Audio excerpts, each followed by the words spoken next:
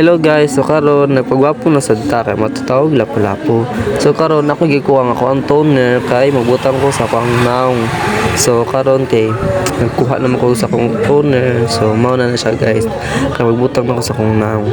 Ang tawon niyo guys. So karon ako nagibot niya akong naong kay wala ka na akong niyang tawag. So karon humanam ko pagwapo. So karon kay nagpahumot na sad ko kay para humutan ang taon ba ni kalakaw.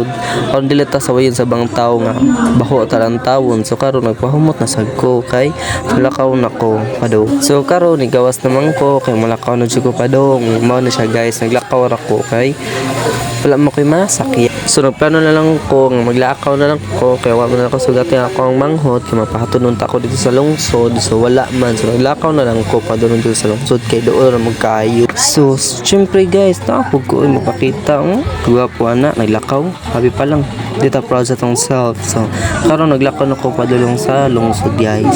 So karon guys pasakay na ko sa multicab kay moto na ko lapo-lapo. So karon isakay na ko ang tawid yung guys. Mingaw kayo camera guduha sa babae ni lingkod sa jeep kay wala may nanakailain. So payahay lang po. So karon guys nagbahin na mi padulong sa lapo-lapo.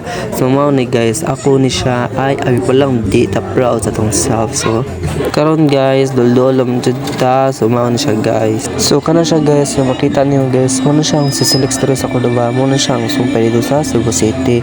Kana siya guys mo nang sikatris sa Cordova dahil ka na maagi nga mga car. So karon guys hapit naman ko maabot. So karon kay paliko na mi kay mupalit ko og mangga sa lapu-lapu. So karon guys naliko na mi padulong sa Mercado Open. So naabot naman jud ko guys. So naglakaw na ko padulong dito sa Mercado. So ano siya guys kung shortcut ra ko kay grabe jud kalayo ug init kayo ang karsada. So karon guys napay ko gahok sa Belen sa Regla sa Roque o Santo Niño guys.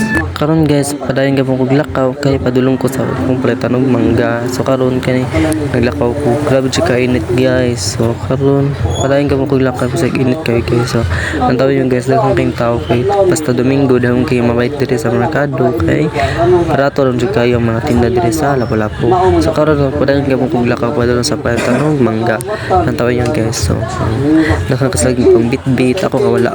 Karon guys paliko na ko. Umano siya guys. Lantawan niyo guys ang among palitanan og mangga diri sa lapu-lapu. Umano siya guys.